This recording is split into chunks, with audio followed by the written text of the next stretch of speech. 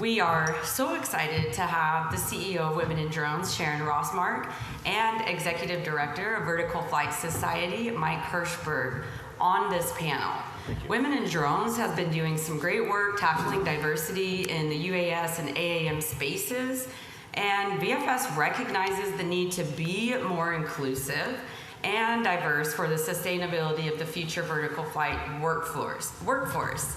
So that's why Vertical Flight Society has partnered with Women in Drones to gain an inclusive perspective from the source. So keep an eye out for an upcoming press release with more details on the partnership. Sharon is a change leader with diverse experience in publicly trading, Fortune 100 privately held strategic partnerships, and startups. Ricky is the Chief People Officer at Wisk, and I love that title, so that's cool at Wisk. He's got over 25 years experience in HR talent management, previously worked at Gap, Office Depot, and Medtronic. Clint, who is over here, and for those of you in the room, the Sharon, Ricky, and Anita are online. So Clint's a retired Air Force veteran with 5 years deployments, 3 years experience in the fire service as a volunteer firefighter, and currently serving as the LA Urban Air Mobility Fellow, leveraging 23 years of diverse aviation experience. Anita, aerospace engineer, rock star. Saw her with William Shatner last week or 2 weeks ago. That wasn't part of her bio, but I had to throw that in. She's developed technologies that have enabled exploration of Mars, asteroids, and deep space for 20 years. She was with Boeing, did some space, NASA, Dawn mission, Curiosity rover on Mars. She's the founder and CEO of Hydroplane, which is developing hydrogen fuel cell power plant technology for carbon emission-free aviation, marine, and ground vehicles. And Mike, you guys probably know Mike's bio, so I'm not gonna read his, and I'm not gonna read mine either, but just a quick debrief. I'm passionate about two things, that's diversity and hydrogen. And so today we're gonna be talking about diversity and the importance of it in this space. So with that, now we can get rid of this. Thank you. So I wanna kick off this panel, which is just gonna be more of a fireside chat, by telling a quick story on how I entered the aviation industry. So my background, for those of you who know me, you've probably already found this. I used to be a rapper, and if you find me on YouTube, don't tell me because I'll be too embarrassed. And I've pretty much dibbled and dabbled in just about everything, and aviation was the last thing on my mind. But in my 30s, I really wanted to do something bigger and more impactful for the planet, and so I decided to become an engineer. And when I was in college, I was the only girl in every class, and I found myself really trying to conform. And I have a lot of tattoos. I kept them covered. I dressed super preppy. I kind of and started talking like a bro, and I just really suppressed my personality. And I guess that worked for a while until I went into industry. And after several years of doing that, I just became really depressed, and I realized I didn't have any real meaningful connections because nobody knew who I really was. And finally, when I entered into entrepreneurship and ventured on my journey, I decided that, I'm never gonna, what I would call code switch, and we'll get into that a little bit later, what that is. And really the message today is that anybody can join this industry, and I'm what aviation looks like. Am I just what aviation looks like? No, we're all what aviation looks like. And everybody's welcome. Come as you are, be yourself, have fun, and we want to create a community that embraces all of our differences and makes you feel welcome. So with that story, I'm gonna pass it to Sharon, and I would love to hear, Sharon, your story on how you got involved into the aviation industry. Great. Well, thank you, Danielle, for the introduction. Having worked most of my career in the insurance and financial services sectors or industries, the opportunity to apply my executive and business experience in the completely blue sky arena was intriguing. And I'm fascinated by the potential of the flying robot technology and the applications for so many industries. I've always loved aviation, but education and life took me in a different direction, and it's great to have my journey finally lead me here. So how do I get started? I first took notice of the industry about 7 years ago when I had the opportunity to participate on a panel at a university. At the time, the students were presenting to a group of business professionals, myself and colleagues, their ideas about drone software. Again, this was 7 years ago. And this was software that they had developed for agriculture. They were astute enough to know that this was a seasoned group of business professionals that would not likely grasp the concept of their product without a demonstration. So to their credit, they conducted a drone flight presentation right there in the classroom to illustrate the capabilities of their product idea. And as soon as the drone took off the ground, I immediately felt like a cartoon character that had been hit over the head with stars flying around his head and go, I get it. I truly then recognized the power and the opportunity of the industry and knew then that I would have to find a way to get into the industry. And lo and behold, as life would have it, be careful what you ask for because someone would come knocking, and God sent a company my way. It was a young startup company. They could help them put in their risk management and business policies, and I worked with them. I was on contract with them for about 2 years. It gave me enough time to understand the industry and get out and really see what the opportunities were. And at the end of my contract, rather than extending, I decided to journey off and to this road that I'm on today. And so here I am 6 years later, and I'm loving every day of it. Thank you. Thank you for that amazing story. Love it. All right, Ricky, can't wait to hear yours. You're up. Well, I think Sharon just set the bar kind of high, for me there. So hopefully I'll be able to top that or at least match it. So, but no, I think well, first off, let me start by just saying thank you for having me on the a part of this fireside chat, and I'm geeked to be able to be with such astound people and to be able to hear their stories, as well. But I would say like my entry, into aviation was, probably not traditional, or intentional, per se. I mean, I do believe that my purpose, was clear. But when I look back at, my education and my career, I mean, it has probably prepared me for this very moment. I grew up as a STEM kid, always interested in science and whatnot, but growing up in, Southern California and playing sports and being, probably the only black male on the team or in the school sometimes where science was important, to me. So I've always kind of gravitated towards, I would say, things that were not so traditional.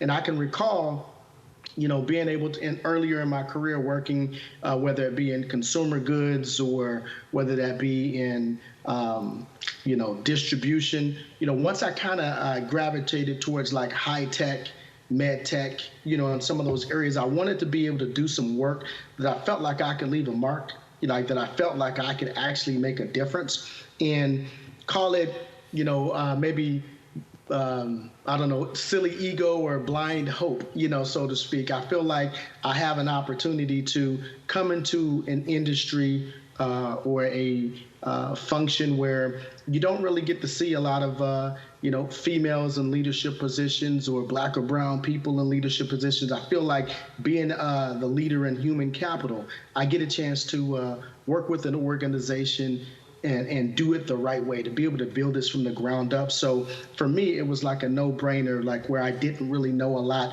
about the industry, but once I did the research to figure out who were in the leadership positions and did people who aspired to be in leadership roles, that they have role models or people who looked like what they wanted to be, I saw that was a challenge. And again, call it that blind faith type thing. I wanted to run towards, the issue and to be able to try to solve that. So being able to work, in this industry, I just feel like it's a huge honor because, again, as Sharon had mentioned earlier, and I'm sure we'll get some of the same stories coming from others, we have just a tremendous opportunity to be able to do something the right way. I agree. Love it. Next, I believe Clint, you're up. All right. But again, echo what Ricky said. I'm really thankful to be here, so I appreciate the invite. I am going to do my best to get that bar back low for everybody. But I'm going to go back even earlier with my introduction. So back when I was a kid, definitely not a STEM kid, but I loved school early on. I love being in school. I love being around friends, all these things. And that was the case up until about fourth grade. And I distinctly remember for the longest time, in fourth grade is the last fun year, that I had in school. And what's sad is I took a college course on race representation and culture. That's pretty textbook for a lot of minority kids.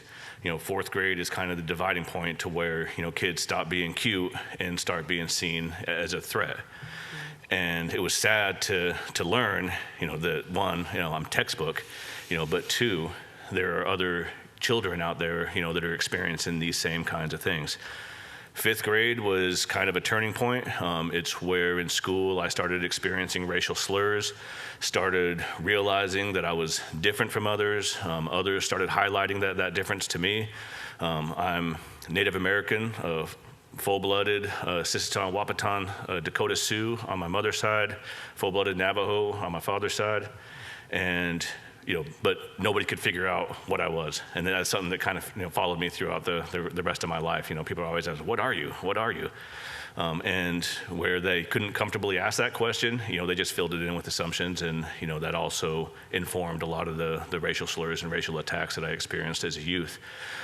Being Native American, the context around Native Americans, when I was growing up is that Native Americans are a warrior culture. It's something that we should be proud of. We're fighters. But that also brought a lot of pain, into my life is, others that also saw themselves as fighters and warriors. They wanted to test themselves through me. And I wanted nothing to do with that. I didn't have any interest in fighting, or any kind of violence, in the school, but I was kind of thrusted into that position. And I think as a lot of people, experience, as you're inundated, with that kind of expectations, you eventually give in and you're like, what, I'm just going to live it. If that's what you want me to be, that's what I'm going to be. And that informed, the rest of my life through all of school. That informed my identity. It informed who I was, who I strived to be. My expectations on who I was going to be after I graduated high school and went into the real life, was, basically eliminated. I had zero expectations. I embraced, a false truth, that I was dumb. I embraced, the fact that I wasn't expected to do anything, that I was going to be nothing. I was probably going to, at best, I could get my way into a trade school and work construction. And that's the way that I carried out my life and lived my life, and it became a self-fulfilling prophecy. When I graduated, I think I graduated with a 1.8 GPA. By today's standards, I don't think I should have graduated, and I had to do so through a lot of community service. And luckily, I also grew up playing hockey, and that provided an outlet and provided a means to serve that, get that community service done, so that I could graduate. So I got the piece of paper, but didn't really set myself up for anything. I got into construction. I was a laborer, and then I installed fiberglass insulation, and that was kind of my life for the next 2 years. And if you've ever installed fiberglass insulation, whether it be industrial, residential, or anything, it sucks. It is a horrible job. It is not something that I wanted to do for the rest of my life, and that's really the only thing I had set myself up to do at that time. I remember one night I had a moment of clarity and realized that I needed to change. I needed to do something. I needed to fix this, and that led me to the recruiter's office because I needed the discipline. I needed better pay, and I needed a way out, and the military provided that for me. I joined the Air Force and originally intended to be a firefighter, was told that my eyesight was too bad as I was getting ready to leave for basic training, and course shifted to avionics. And, it saved my life. Aviation saved my life. It gave me a confidence that I never knew I had. It gave me, the ability to excel. I realized that I wasn't stupid. I realized that I could succeed. I realized that I was destined for greater things. And that was kind of the introduction to aviation, that I had, and I'll save the rest for later in the conversation. But also wanted to recognize that as we talk about our stories and we talk about our own stories, that can be rough. And I want to speak, hopefully for everybody else, that sharing these things is tough. It brings up a lot of memories of, painful memories. And even though we're only talking for maybe an hour and a half, or whatever, however long the session is, that can be taxing. And I've had this experience before. Diversity is important to me. It's a passion of mine. I've done it for a few years now. And I was shocked when I had my first meeting to educate, some of my peers on Native American culture, just how taxing that was. A 20-minute meeting, to talk about some history, correct some misinformation. It zapped my energy, for the rest of the night, and I couldn't function, and so this is, it can be rough, and I want to recognize that. And with that, I want to thank everybody else for participating in this and sharing stories as well. So I'll shut up. That aviation saved my life, gave me chills. I'm definitely going to remember that quote. I can relate. Thank you for opening the space to be vulnerable, and everybody has permission to be vulnerable in this space. To anybody online, if you want to be vulnerable, you can. You don't have to. Next, we have Anita. Can't wait to hear yours, although I kind of know it, but I can't wait for everybody else to hear it. Well, I guess I'm a bit of a sci-fi nerd.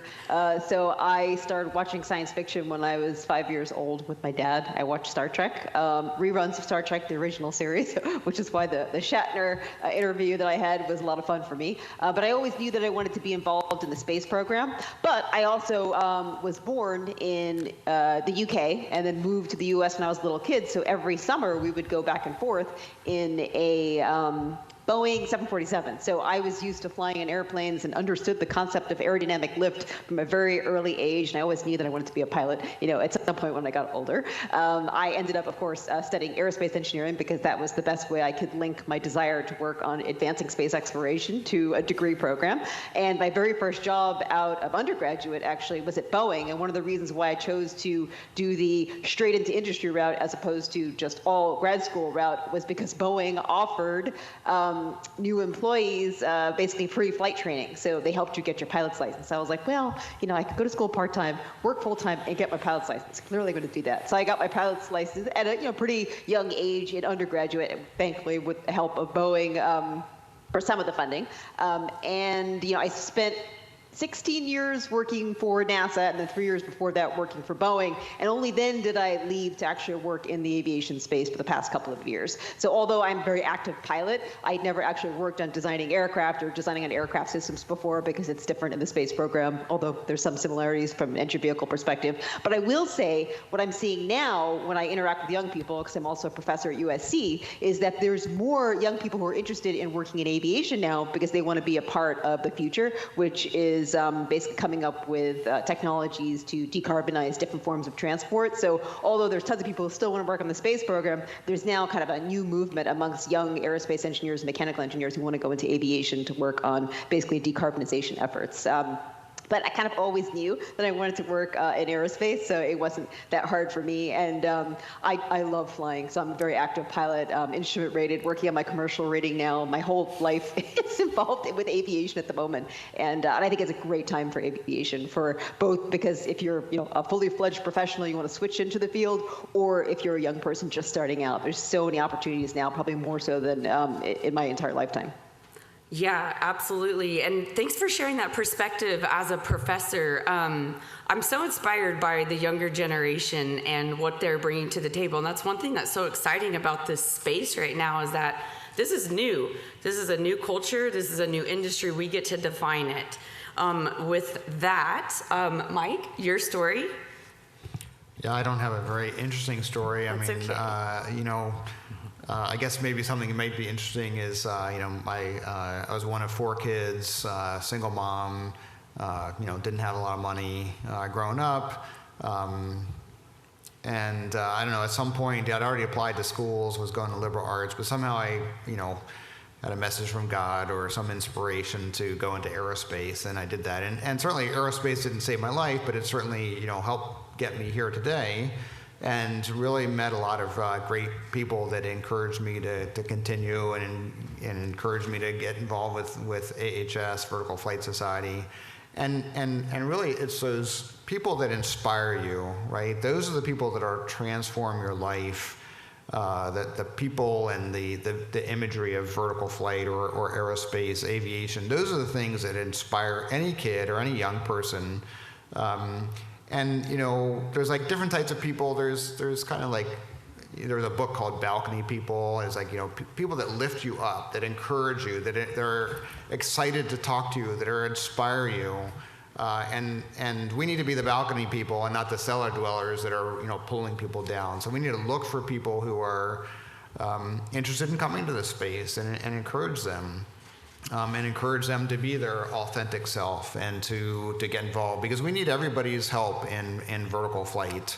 I say a lot of time, kind of a rule of thumb, to put a new aircraft into development or into production, you need to have it certified, and you need somewhere around 10 years and $1 billion and 1,000 engineers to develop that aircraft. And there's not enough engineers or not enough vertical flight engineers in the world to help all these companies that are going to get the certification or planning to get the certification to staff them all, right? So we need to, how do we get 10,000 more engineers into the workforce in the next decade? We can't just be looking at aerospace, which is today, 85% white, and something like 65% white male. Well, this is statistics.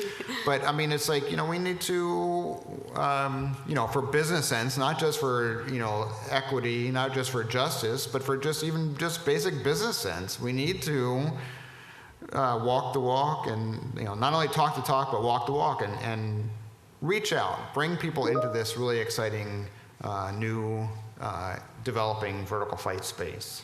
Yes, thanks for that, Mike. And I appreciate your leadership in this for this event. This is the first panel we've ever had on diversity at a TVF event, and it's so important to embrace change. And a question came in from the audience. And by the way, if you're online or in the audience, I might need help. I'm sorry, I'm not an Android user.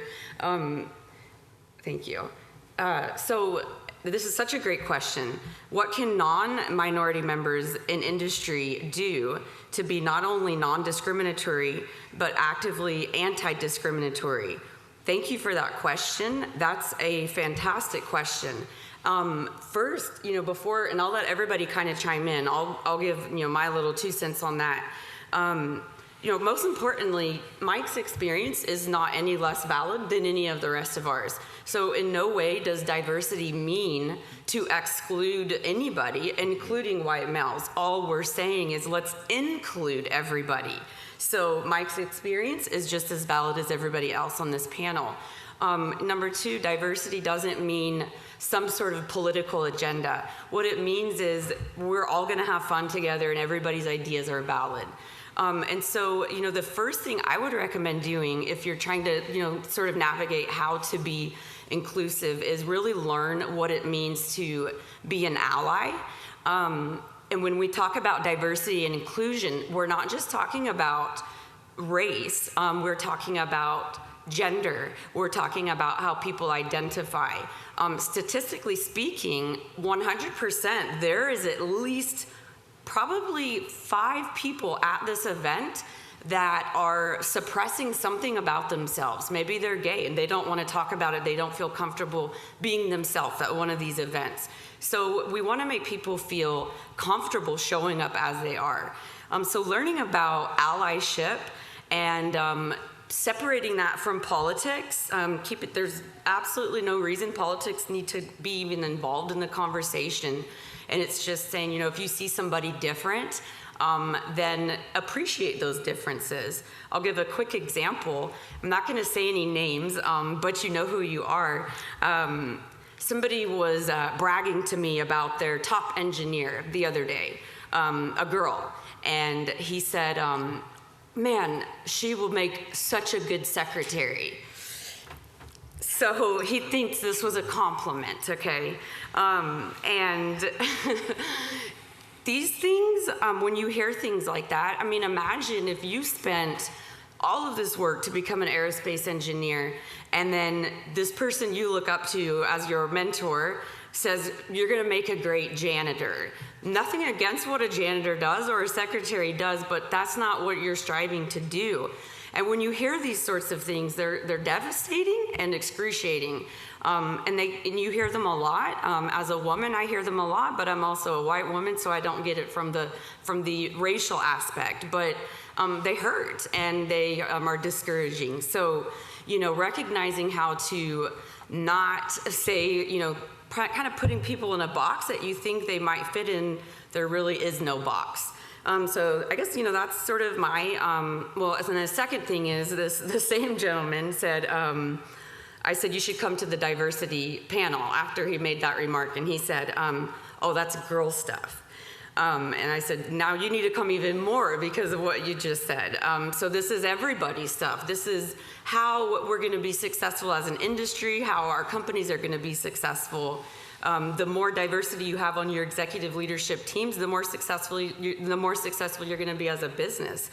So just sort of understanding that all of the research is out there. There's tons and tons of data that you can look up. But I mean, first, know what it means to be an ally and just improve allyship. And anybody else wants to jump in on that question, feel free. I could add on just a couple stories, on that. So as I was nearing the end of my military career, nearing retirement, everybody has to go through what they call a transition assistance program, which is essentially, a week-long program that helps you, set your expectations of what to expect, on the civilian side. What do you need to do differently, and how do you interview? How do you create an elevator pitch? Just a lot of, good stuff on, creating resumes and that kind of stuff. They had a variety of speakers from the city come out and talk to, transitioning military members to help them understand, what's to expected, how can you position yourself in the best way possible, and it really didn't flag, anything in my mind as being unusual, but, I was in this class with a first sergeant, and the first sergeant is a person who represents the interests of the enlisted force. The blue collar, force, so to speak, of the military to the commanders. And he stood up and frustrated and, walked out. And just before he walked out and he turned around and he says, I'm not going to stand for this. Basically what you're telling us, you're teaching us, this is a week-long class, and he was a black man, of how to be a white man, how to act white, and then he walked out. And everybody was in shock, and I think the speaker at the time was also kind of taken aback, and but he had a moment of epiphany, and he was like, what, you're right, this it's kind of sad. I've never even thought about that, that a lot of this is around that, and and that really left an impression on me, and especially as I kind of transitioned over into the military side, where I started coming to a lot of these conferences, which I love, but what I really love about, these conferences is, the talk in between the sessions, the talk down at the bars, because that's when you actually get experience, who the people really are, and people really, communicate, they're, you learn more about them, and it's different. And I think Danielle talked about code shifting. We kind of code shift, from this being up here on the stage, projecting this professional, this sense of professionalism, and then you go down to the bar, you're different, you're more relaxed, you're more yourself, and if you think about it, it's kind of silly. Why do we do that? Why do we put on this facade, when we're in this environment, and then go down to an environment that I've found to be more productive, and be who we actually are. And so those are just kind of, two stories, of how we embrace diversity. How do you kind of start wrapping your head around that is, Danielle got to it right at the beginning is you accept people for who they are, the tattoos, the different hair, the different accents, you embrace people for who they are. A lot of us swear, a lot of us, we have rough language and stuff like that. And we got to embrace that diversity. Diversity isn't, taking someone who has a different color of skin and then, gauging them on how well they fit into the current environment, and we've learned from Mike, the current environment, is it's not diverse. So trying to mask diversity in that sense, isn't really true diversity.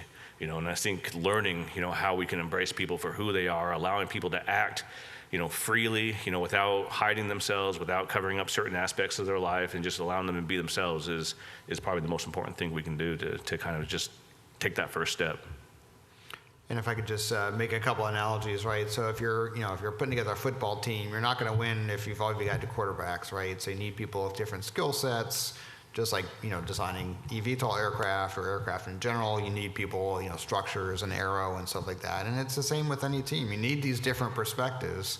I had to have surgery a few years ago, and the doctor said you had to take off, the doctor's a man, you had to take off your ring. I was like, no, I've never taken my ring off. I've been married 25 years, I've never taken my ring off. He said, well, you're going to take it off or you might lose your finger. I'm like, that's okay, I got 9 more. But the nurse, who happened to be a woman, says she'll still love you if you take the ring off. So I took it off. And it's one of those cases where it was a totally different perspective. The guy didn't get it, right? But the woman did. And, you need people with different perspectives, whether you're designing an aircraft, whether you're, like with Anita with her, her traveling, seeing different cultures, the experience that Ricky and Sharon went through. I mean, these are all part of who we are, and we all need to bring our perspectives and the diversity of our experiences to create this vertical flight future. Agreed. I'd love to hear from Sharon, Ricky, or Anita. I guess I'll ask Ricky first, just because in the order that I see you. If you want to if you want to provide an answer to the question, what can non-minority members in industry do to be not only non-discriminatory but anti-discriminatory? Yeah, that's a great question. It's a brave question, first off, right? Because I believe there's so many parts to this question, right? And I think the very, very first, thing that I would say is this takes work. Okay, this absolutely takes work. You can't read a book and be ready for it. You can't, hire a couple of people and that don't look like you and be ready for it. You got to do the work. So I think part of this is actually the work to me is understanding, where you may have some biases and why you have those biases, right? We all come with them, but really understanding that's the intrinsic, work. So being able to understand that if you are insulated, like wherever it could be, where you live, where you went to school, that there are other people who may not be have the privileges, that you have. So I think that's like the work, first, the intrinsic work. And then I think externally, I think it's really spending time being uncomfortable, right? Because diversity work, trying to figure out how to be included is uncomfortable, right? We all have to put ourselves in a scenario or a situation where we are uncomfortable, where we have to do some work to try to better understand. Because I think once you've done those, 2 things, and I'm making it sound basic, even though it's some work, then you can start to kind of branch out a little bit, right? Because we're talking about, I don't know like how some people grew up, but I grew up with your parents saying, hey, that's a good job. You get that job, you stay at that job. I don't care how long it is, you retire, you got some benefits. But the reality is those good jobs didn't have a lot of people that looked like me, in leadership positions. Those good jobs were positions where we were the help, the staff, some of those things. And you had to code switch to fit in so that people would accept you, so to speak. But I say this because if you don't necessarily know where your coworkers, the environments that they grew up in, where they live, their education, then that's some of the work that you probably still need to do, so it's going to be a little bit more difficult just to accept. The next thing that I'll say is we have an opportunity. We heard some statistics, about probably 60 or 75% male, in this aerospace industry and some of those roles. And we also heard that there were men, in the majority of those roles. So again, I think the other part of this work, and even trying to be uncomfortable, is we're going to have to really look at the relationships that we have, whether that be vendor relationships, whether that be relationships with, very intentional relationships, whether it's science and women engineers, or whether that's with the Hispanic, serving institutions, or even HBCUs, to really start kind of figuring out what that talent looks like. Because the talent is out there, but we have to do something different than what we've been doing to kind of change the paradigm. So, I give you just both of those different scenarios because I do think it's going to be really important to do that intrinsic work, but then do some of that external work, but then challenge yourself to do something much different than you've done before to be able to create sustainable change. Because if we continue to do what we've done before, continue to recruit from the same places, we continue to just do things the way that we do them today, it won't change. It's kind of, again, that idiocy when you think that by doing the same things, we're going to get something different in terms of the quotient. So anyways, that's the piece that I would probably add. You said so many things. Intention. This being, having a diverse culture or multicultural workforce takes intention. And I just want to add to something you said, being comfortable, I think it was you that said being comfortable, being uncomfortable, and then also why this work is so hard. And I'll just speak from personal experience. There's the Harvard test, and I can't think of the name of it. If somebody knows it, please say what it is. But it's basically a test. You go on there, and it's timed, and it gauges your bias. My daughter is half black, and so I have, all different races in my family. So I thought I was immune to being racist. Well, I take this test, and it turns out that I have some really ugly biases towards a lot of groups. This is a couple years ago, and I felt really ashamed about that. I didn't want anybody to know that about me. And we want to think that we're good people. And when we learn these things about ourselves, it feels yucky. But we all have them. We all have them. It's part of being human. It doesn't mean you're a bad person. What I think, makes you a good person if you do it, then go back and take the test and see if you do better, which I did. And I am improving and continue to work on that. But yeah, it's not exclusive to one person. It doesn't mean you're a bad person. It's just we have to admit we have these things that we do as humans, and we need to address them. Sharon, I would love to hear what your take is on that question. Well, first of all, my initial reaction was ditto to what Ricky offered up. I think he framed it in a way that I think speaks volumes in terms of that person's perspective and what they need to ask themselves and looking in the mirror. But I would also ask, that person, what is your role in the company? Because if they're in a leadership piece or a leadership role, that is crucial that they get a handle on understanding the business perspective of what diversity means and the impact of diversity on the bottom line of their company. I mean, there's enough studies out there that demonstrates and shows the importance of having a diverse company, but particularly a diverse leadership team. So I would first ask that person, what role and position do you have, and are you open to needing to do the work, I think as Ricky so amply positioned, that not only helps you reflect and revisit your thinking, but then also the impact that you're having on the organization and how that is portrayed throughout the company. So the short answer is ditto to what Ricky offered up, but the more longer answer is really about framing where that person is impacting, because if they're asking that question, they're having an impact on the lives of others.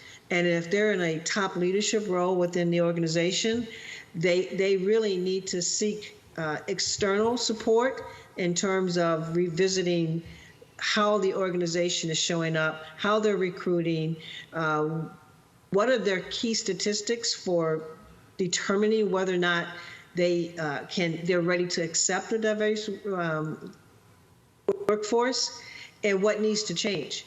Because many times companies will say, yes, we want a diverse workforce, but they haven't adjusted the culture. They haven't done the work that's needed from a cultural standpoint to really embrace what they seek, or what they say they seek in terms of diversity. So I'll stop there. That was brilliant. I couldn't agree more. Very well said. I love it that you brought up the person's role in the company. And if I could just add to that, it's almost, I feel, it's almost unethical when, take a look at your cap table for the executives out there. If your cap table is all white male, but you want this workforce to be diverse and everybody to get along, but you didn't innovate a multicultural workforce at the top, then you're kind of passing it down, and the culture comes from the top down. It does not trickle up. So yeah, I mean, that's something that we need to be looking at is, why do the cap tables look the way that they do, and how is that affecting our company? And then also, I'll just say in the white paper that's coming out soon, it talks about, and I think by 2060, this environment that we've seen, the traditional aviation environment, our culture, will be very outdated. And there's so much growth happening in every industry, including this one, that people have the choice to go work for a company that has leadership that looks like them. They will not have to go to a company where they're feeling like the oddball. There's going to be options. And so if we don't innovate this now and implement this into our leadership teams now, then we probably won't have a workforce in the future. So, I mean, that's an important message that I have for all of the CEOs out there that are kind of struggling with that. Think about that. Yeah, you might be able to get some quick funding by throwing this team together. You can do it, but are you thinking about the future of your company and how, you're going to sustain, grow, or even have that workforce? And if you're not thinking about these things, I would venture to say you probably won't have a company. Anita, I want to hear from you. Yeah, it hits really close to home, and it's actually why I became an entrepreneur after spending 20 years in aerospace and seeing the lack of diversity, whether it was gender or race. It really frustrated me, and so I really wanted to start my own business so I could address that myself from the top down. So I think the solution really that has to happen, it's the only solution, is a focus and intention, a key performance metric where you have to have diversity in your hiring, from the top to the bottom. And if that isn't a priority for your company, then you're not actually doing what you need to do to address diversity. So if you don't have enough people from different places, from different backgrounds, from different genders, from different ethnicities, you'll never have a diverse environment. People won't feel comfortable, right? So when I've been on teams, which are very rare, by the way, where it actually was kind of like 50-50 men versus women, most of the issues that I'd had on teams where it was like 10% female just weren't there, because in that kind of environment you have diverse viewpoints. People are thinking more about how their team members will feel based off of how they present information. But for me, it was really important from the get-go that I hired a leadership team that was diverse, that I brought on an advisor team that was diverse, and that was almost, I would say, probably my #1 priority. And it should be. I mean, there really isn't an excuse for it not to be, because ultimately, if you're selling a product to a customer base, your customer base isn't a monoculture either, right? It represents the entire world. So if you don't have that kind of diversity in your company, you're not going to have that diversity in your solutions and the products that you're developing. So I would say hiring. Make it a #1 goal for your company to have diverse, all the way from the top to the bottom in terms of like the structure. Yep, I love that. And I've looked at your company and your team and very impressed with what you've done. It's really interesting. And I think even in the hiring process, having different perspectives from the people doing the hiring, right? If there's just one certain person picking all the people, then their biases are going to be reflected on everybody that they hire. I think that's what you were saying. Yeah, and if I could just kind of double down on that, Yeah. and just spell this out, okay? If you're a company and you're not embracing diversity and building an inclusive environment, you will fail to achieve your objectives, okay? So eVTOL, the eVTOL revolution, or your part in it, you will fail at developing a successful team and a successful product if you do not embrace the diversity of the workforce, different people's perspectives, and people's different life experiences and origins, and have an inclusive environment. You can hire all the diversity people you want, but if they don't feel included, if they always feel like they're the other or not part of the team, they're going to leave. And the workforce is a key supply chain issue. We can't develop enough eVTOL or VTOL experts fast enough to meet the need. So it's a highly competitive environment right now for workforce, for employees in this space. So like I said, you will fail in developing your product and bringing it to market if you do not have a diverse workforce and embrace inclusion. Yeah, thanks for that, Mike. And also something that Ricky said earlier, and Mike said earlier, we need per aircraft about 1,000 engineers. Over the next decade, we're predicting that this industry is going to need 10,000 engineers. And in addition to the current supply. In addition to the current supply. And there's this, I hear this so often. People say, well, where are they? Where are the women? Where are the people of color? Have you not been to SWE? Have you not been to the National Society of Black Engineers? They're actually developing a number of how many? 10,000 engineers, and they have an entire aerospace department. And look around in here, and I had to search high and low to find Ricky, Anita, and Sharon, and Clint, and it shouldn't be that way in this industry. The talent is out there, so we got to do a better job. I'm gonna move on to the next question. There are some good ones coming in. I apologize, I'm not paying attention to this fast enough. So it says, it seems like this needs to start at a very young age. How can those that are already in the industry help people and future workforce feel welcome, that it is an option for them?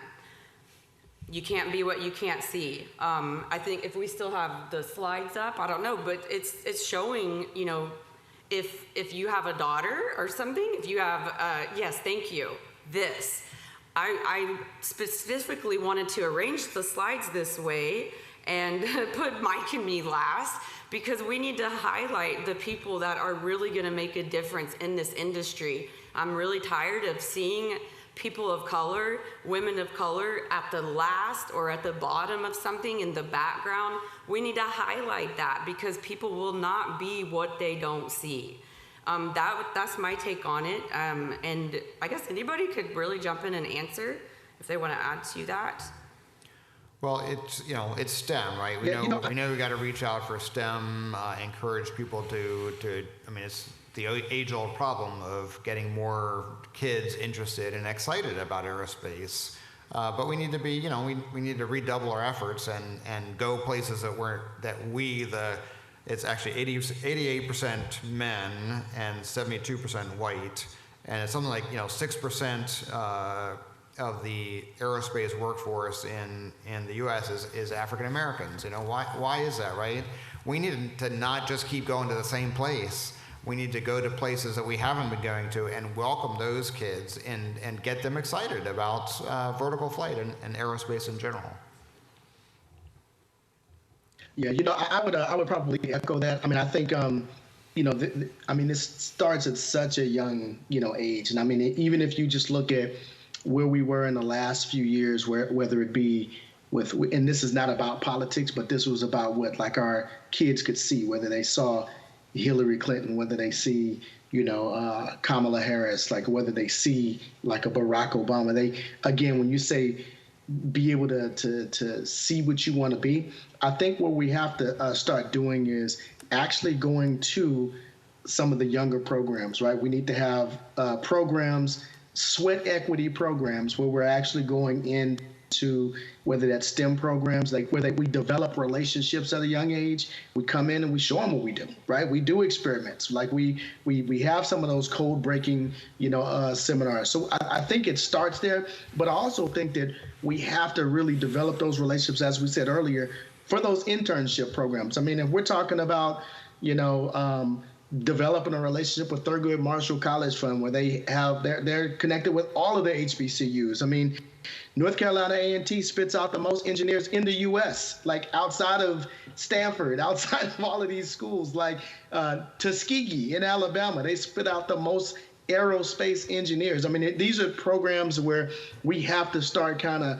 setting up programs at every level. I mean, that's the early tech talent, there. And again, giving them an opportunity to be able to come in and work side by side, with us and to do those things, but also tap into some of those alumni programs, to be able to, when you graduate, you don't stop being, an engineer. You don't stop being something, but sometimes you end up navigating into another field because you could not find work, given the field of study that you chose. So I think, those things are important, for us to be able to do. But I do think it starts at the young age to be able to, start developing those programs, where it's sweat equity for us, as leaders to be able to go in there and actually, again, this is part of the do the work, piece. Absolutely. So I'd like to, and I don't mean to dominate the conversation here, but so Danielle's our advisor for workforce and diversity and has been really helping me and us over the last year or so to understand more of the issues and potential ways to address them. I've had a number of commentaries, 3 commentaries on workforce and diversity over the last, I guess 4 actually, over the last year or so. Malcolm, if you could put the hashtag and the handle up there for Twitter. All right, so we've got DiversiFlite. We're announcing it today here, so that's our Twitter presence. We've been using that in the commentaries. I'm pleased to announce today that we're going to be starting a DiversiFlite Scholars Program, and specifically to reach out to the HBCUs and MSIs to try and get more engineers interested in vertical flight. And it's going to start off very modestly, but we need to reach out and find, like I said, we can't just go to the same universities. We can't just go to the same elementary schools and schools. We need to go where, and just from just a strict business perspective, right? If your supply can't meet demand, you've got to find a new source, right? So just from a dollars and cents perspective, we need to do those things to make the businesses successful, and also it's also the right thing to do. I'll also say that aviation isn't just engineers. Yes. Thank you. Thank you. Yes. And when you say STEM, I am repulsed. I am not good at math. I don't consider myself good at, a lot of the things that we typically, embody, with STEM. And so as a kid, I heard STEM and I was like, well, that's not for me, and because I had been fed a lot of information about, that, I just wasn't good enough, wasn't smart enough, it wasn't me. It wasn't until I got into the military. And as I said, I started out in flight line avionics. I was good at avionics. When I got into aircraft dispatch, I was good at aircraft dispatch, airport operations, airport planning, airfield management, airspace management. I became proficient in all those things, and it was really good without a STEM background. What really did it for me was the hands-on experience. Getting in there and actually doing it, working with my hands. And it scares me right now. I got 4 daughters. And all of them are kind of going down that path, despite my best efforts of trying to encourage them and empower them and teach them that, they can be what they want to be and do what they want to do. They are putting these limitations on themselves. They got a bad math grade. All of a sudden, does that mean all these engineers, in aviation and these fun, being an astronaut is out of reach now? No. I think we just need to find new ways of getting to them. And a lot of that, for me, particularly, is hands-on. When I get my kids out there and I let them fly a drone, they love that. And all that math, all that, the geometry, all the stuff that's associated with STEM that we typically shy away from, all that starts to make sense. And, before I even realized it, I don't have an engineering degree. I avoided math classes like the plague, throughout my undergraduate and graduate programs. But when it comes down to, the hands-on things, I can do it, and then I realized, through my avionics career, through all my aviation, background, I've been involved in STEM and been good at it, despite not having that education background. And so let's diversify even outside of the engineer space. Yes, and that's a good point. So I have a myopic view. I don't have we're an engineering society, technical society, but obviously it's a big problem, and that shows I need to have a broader perspective for sure. And I do acknowledge that, but it still comes out wrong. I would add a few actionable things that everybody in the audience can do, which is something I started doing many, many years ago when I was over at JPL, which is going out and speaking to kids. Find the low-income school districts in your area, in your vicinity, find out when their career days are, and bring yourself and several people from your company to participate in career events. It could be for middle schoolers, it could be for high schoolers. That's one thing you can definitely do, which means you can influence when they're really young before they ever get into the pipeline, to get them into the pipeline, get them super interested. And I've been doing this for so many years, and there are kids now who come back and say, oh, Dr. Sengupta, I saw you at this presentation when I was blah, blah, blah, and now I'm an engineer. And it makes my heart, just like explode because in happiness, the fact that that works, and it does.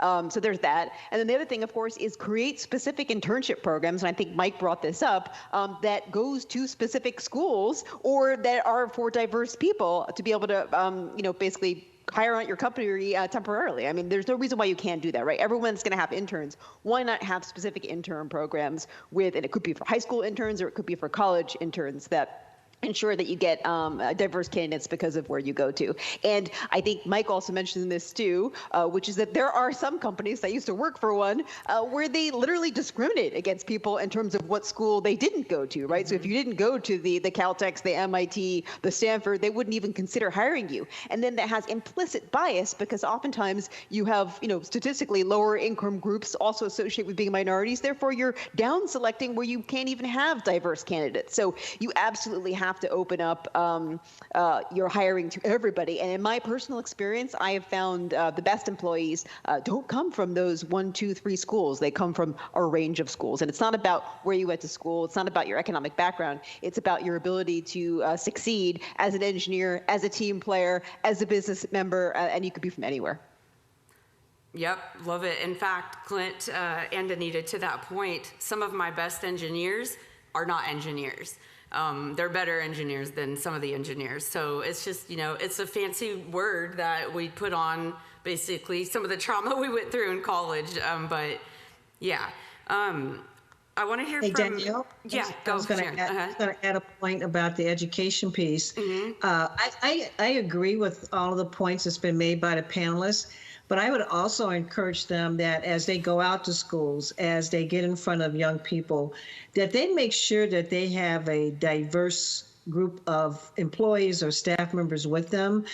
And I say that because we have a saying at our organization that says, if you can see me, you can be me. And the reason why it's important is that it's important for little girls and for boys to see women and people of color in leadership roles. I can't emphasize enough how important it is.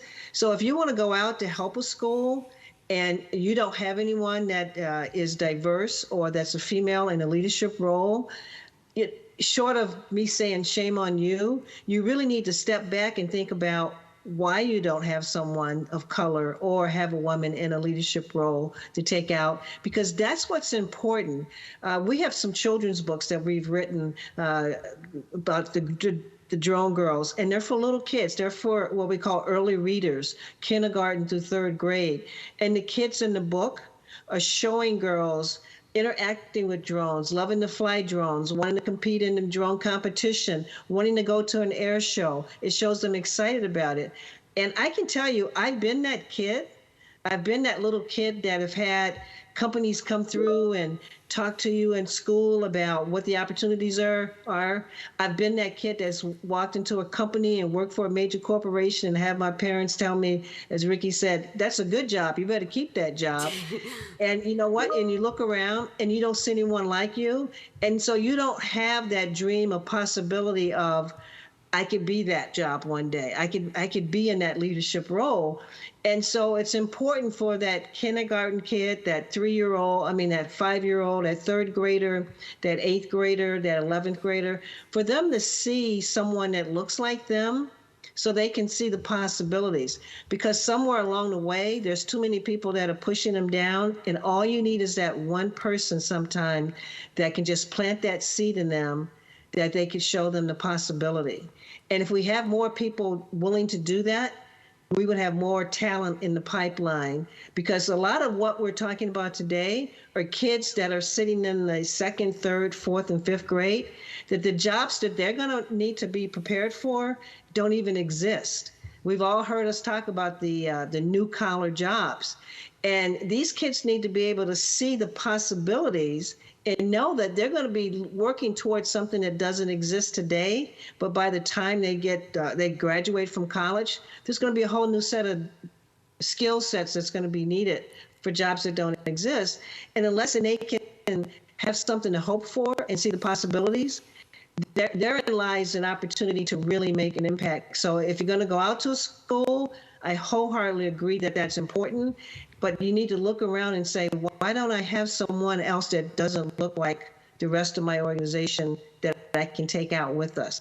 The other thing is, if you only have 1 or 2, that's another shame on you, because you're burning out the people that you have to constantly take the same folks.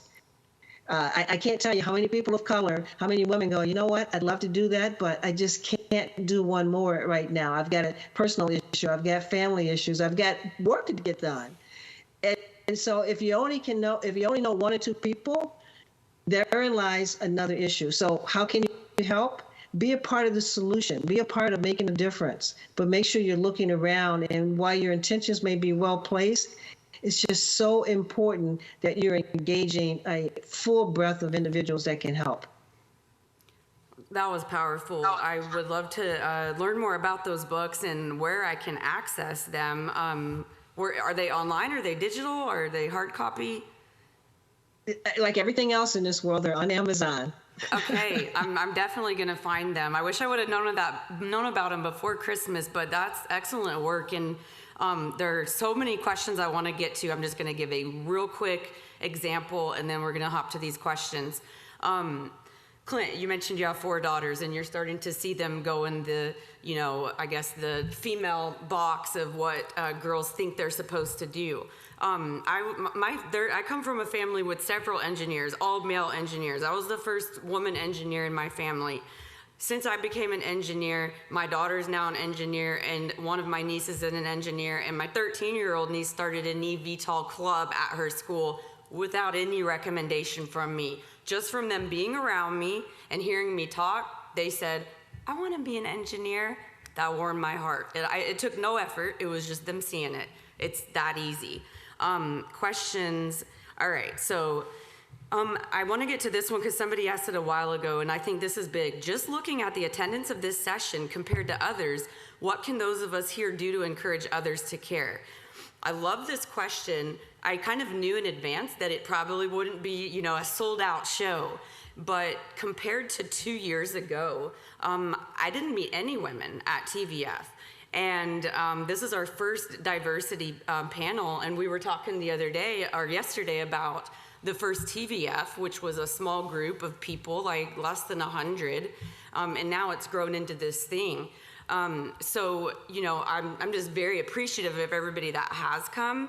And I think, letting everybody know that, hey, you're welcome here, and this is going to take all of us working together to make it happen. And of course, like Mike said, your future workforce depends on it.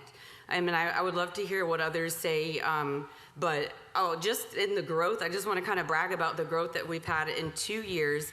I got off the plane, and a random girl at the airport came up to me, and she said, are you going to the NASA event? And I said, you mean the Vertical Flight Society event? And she said, yeah. And I said, how did you know? And she said, because of the sticker on your suitcase, which was a Vertical Flight Society sticker. And then when I got to the hotel, another girl came up to me, and she was like, oh, you're here for the Vertical Flight Society thing. That's never happened to me in the eVTOL space. And I've met, now I think I'm up to 15, almost 20 women that I've met at this event. So we're making progress.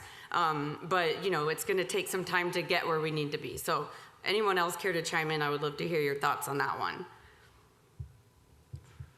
I think maybe if we had called it something different, like, you know, the missing supply chain, you know, or something of, you know, workforce challenges, you know, maybe people would have realized it. And, you know, and maybe people with their own biases saying, well, I don't need to go to that because, you know, I'm you know, I have a very diverse view or whatever. But it really is important. I mean, like I said, I think it's a absolutely essential part of realizing this future for advanced air mobility. Does anybody online want to chime in on that one? I can move on to the next question. I just want to be respectful of in case there's a lag. All right, so for Wisk, as an OEM and AAM, we're building a new industry. I'm assuming this is somebody from Wisk asking this? I don't know, maybe we're saying we as the industry. Okay, yeah. How can we ensure DE&I as we build this new industry? Does anybody want to take that question? So maybe I can start it off there. Hopefully I can hit just a few points. Well, I think we've already kind of covered some of the necessities within the organization, why it's important, you know, in terms of diversity and inclusion. We know that we need to be very intentional with our hiring aspirations and our representation, you know, aspirations. So we know those things. But I think there's a few other pieces. I mean, if we think about just the services, you know, that we offer, I think there is, you know, a place where, you know, at least at Wisk, where I do believe we can probably set the bar, you know, just a bit, right? So, I mean, I think we have the ability to ensure that the future services are equitable and accessible and affordable. I think that equity within the communities that we serve is going to be important. I also think that accessibility, like in our route as it relates to like vertiport planning and affordable in the way that we provide services for all those communities. I think those are like some very, very important pieces as we start thinking about diversity. I think the other piece is just one of the things that actually really like probably took me over the top in terms of coming on board to Wisk even is you just think about like when you look back at the creation of like the interstate highway system, right? And you guys stay with me for a minute here. I'm gonna connect the dots here. But like in the development, you know, like of those of the highway systems, it really put like undue burden and hardship on Black and brown communities, and families were like displaced and entire communities were cut off and isolated by highway. I mean, and at the end of the day, it was a great creation in terms of the highway, but there was a lot of carnage, you know, in the way, right? So I feel like we have an opportunity and a responsibility just to do better, right? So if we combine the previous point of accessible and affordable services with proper planning and, you know, community engagement, we can ensure that like all the communities are equitable, you know, in terms of being able to share both the benefits and the costs of like the future, right? So I think that as we start thinking about diversity, it's not just, you know, with the gender representation or the ethnic diversity representation. I think it's really the way we think, you know, about doing things at this point. So I think there's a huge, you know, place for us to be able to be in the forefront here. And that was, you know, honestly, one of the deciding factors that made me kind of run towards the fire, you know, instead of, you know, staying like in an easy situation. But hopefully that kind of points just maybe a different vantage point or a different view, you know, to that question in terms of what was asked. That was great. Thanks.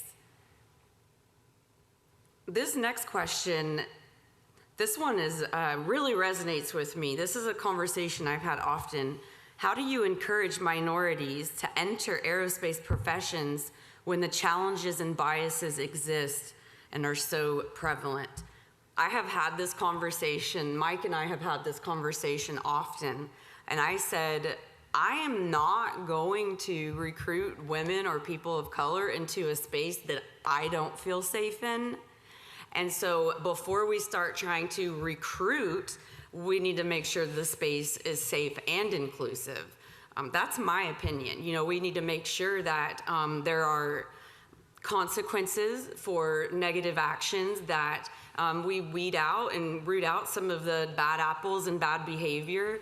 I often say, you might have a group of 100, let's say 100 men, and maybe one of those men is up to no good, okay, with women. And then you put one girl in that environment, and I was this girl at a previous job. This is coming from experience.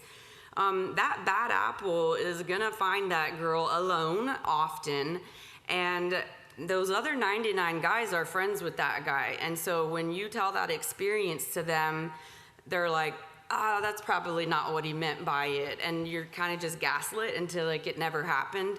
And for an industry that safety is the number one thing, our safety is important in the workplace, at these events, and within the community.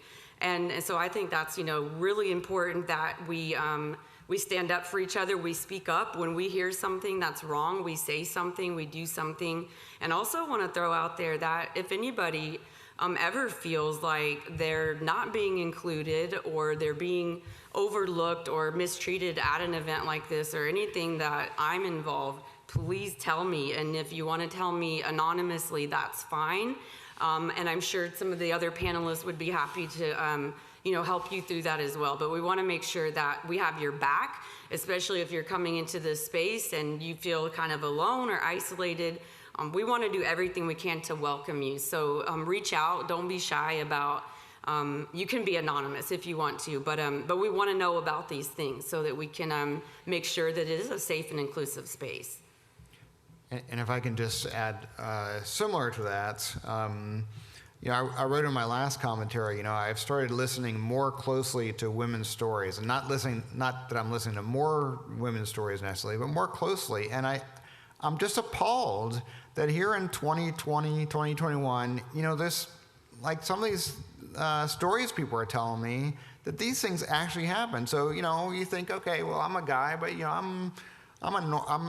everybody's like me, right? We all think of women as equals and things like that. I mean, this is like the 21st century, but people always think that they're less biased than they actually are, as Danielle mentioned before. But these like stories, like it's like unbelievable. Some of the things that women are telling me about, that of workplace experiences, right? So we need to really listen closely, and people don't always say, people try to maybe not get into it too much, but listen closely and call out people when they're saying things. And maybe, I hate to say this, but if you're a young woman entering this area, be prepared for some sexist remark or something so that you can confront them, because that's one of the things I keep hearing is like, well, he said this and I was so taken aback, I couldn't believe he said that I didn't say anything at the time, and I should have. Okay, so I hate to say that, but be prepared so we can call somebody else. I have to jump in. I have to. Absolutely, that is not the message that I want to. I'm sorry, Mike, but I'm not prepared for anybody to mistreat me, and if they do, there's going to be a problem. And I want any woman or person of color that's coming into this space to be prepared to be treated with respect that you deserve as a human being. And if you're not, then let leadership know. Because it's not okay, and it's absolutely unacceptable. I had to reword that. Thank you. You're welcome. Does anybody else want to chime in while I'm reading this next question? So I appreciate, something that Ricky said, talking about, he made a choice to where, it was time to run into the fire and not away from it. And, I told the story about how aviation, saved my life, but as I started, completing my academic program and planning, I learned about all the tougher issues that are being solved by urban and transportation planners around homelessness, transportation inequity, food insecurity, just some really hard problems. And at the time I didn't really see how aviation was doing anything to be a part of the solution of those problems. I saw aviation as trying to serve a very narrow subset of the population, and we're happy to make a lot of money off that without worrying about these deeper problems. And so for a time, I wanted to run away from the fire. I didn't want to be a part of that. And so I did interview for a handful of jobs. One of those jobs was in another engineer, white male-dominated industry. And I happened to be waiting outside the room as they were wrapping up the interview before me. And I overheard them asking, there was a young female in the room, and it said, I'm asking this of all the females. You understand that you're getting into a high testosterone, driven environment. You're going to hear things. You're going to witness things. that are part of that testosterone. Are you prepared for that? Can you handle that? And you can tell. Even being outside the room, there was a level of uncomfortableness. There was an energy that was just really uncomfortable. And you can tell that she tried to muster up an answer, that was acceptable for being in an interview that was going to get the job, but it was really disheartening. And my eyes have been open again. I got 4 daughters now, and seeing all this, now I know I got 4 minority daughters, that are trying to find their way, that want to see themselves, in this future workforce. And yeah, it's scary. It's really scary.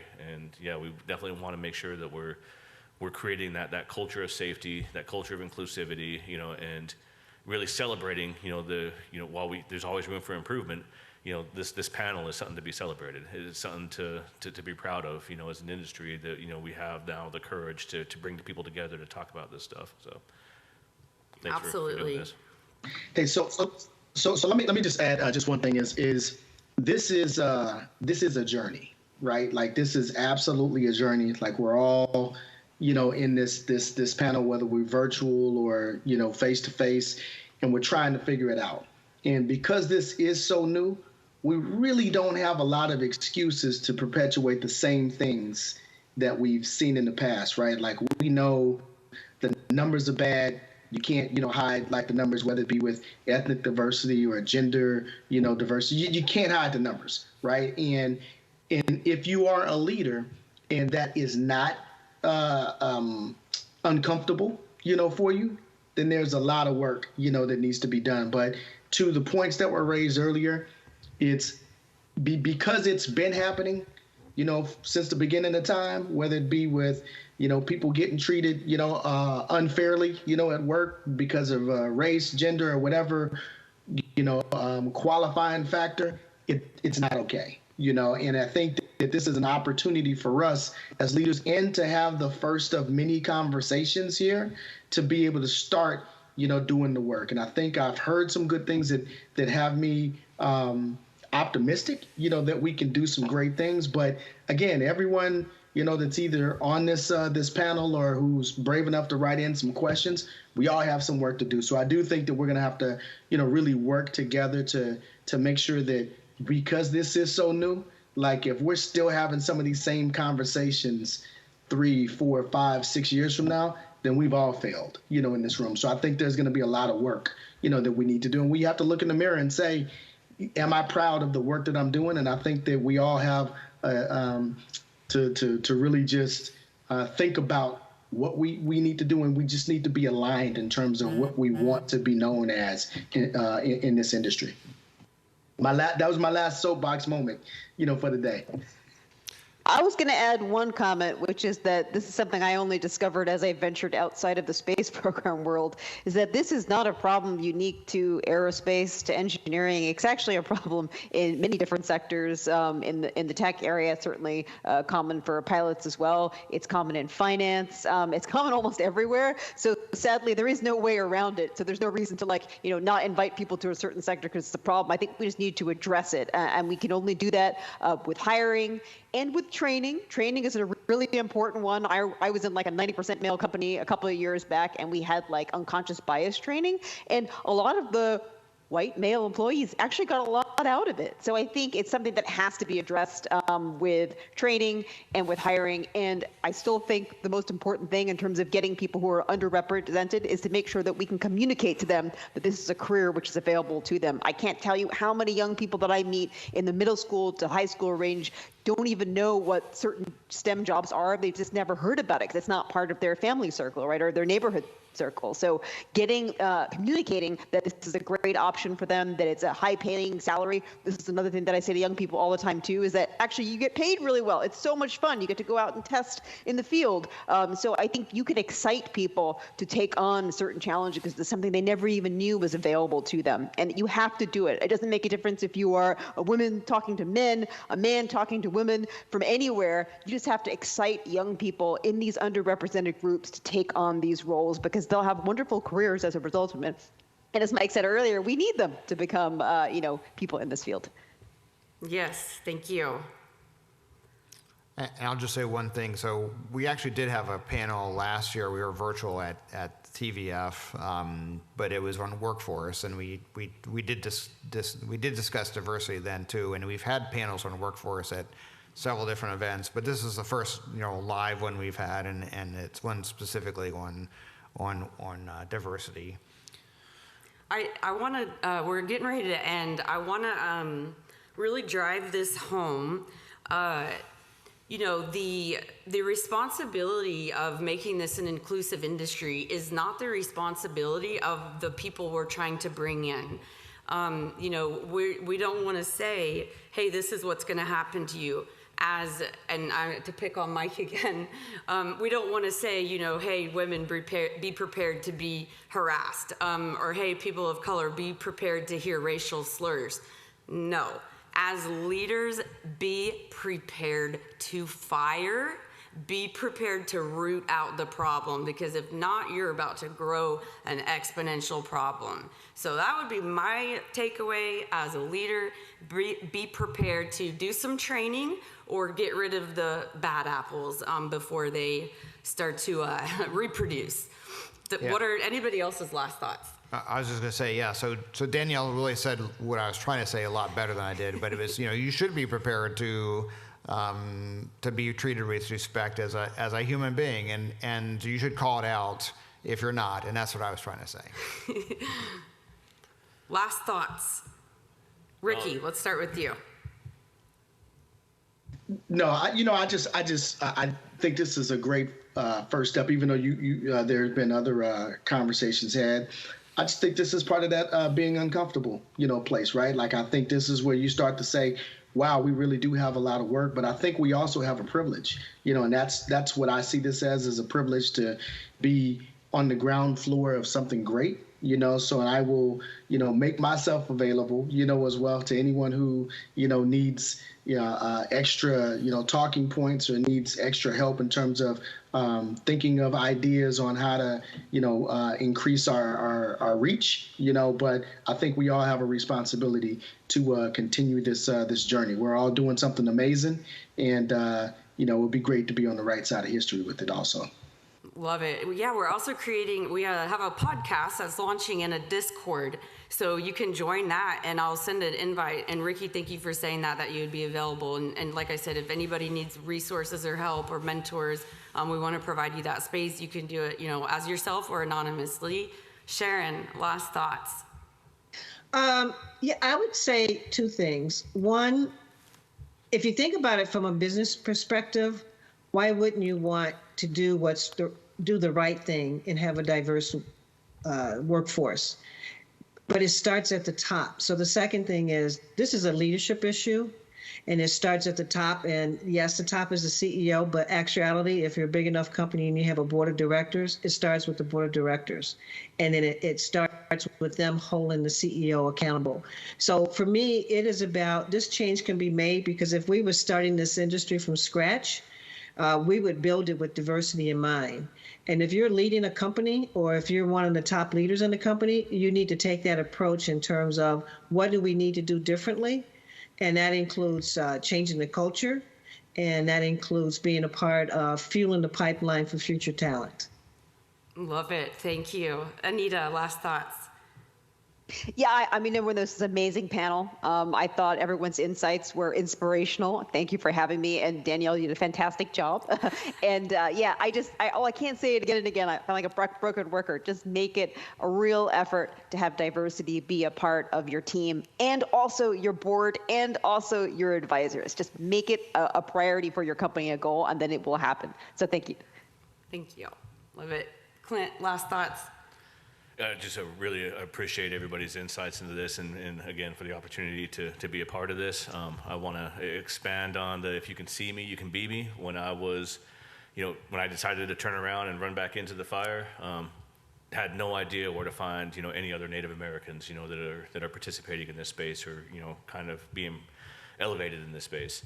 And as I've worked, I've been really, enlightened to learn, of all the work that the Choctaw Nation is doing with the UAM stuff and as a part of the FAA's IPP program. So around the Choctaw Nation, there are young Native American children that are seeing this technology evolve, close by and being inspired at this moment. And so there's an opportunity to educate and learn.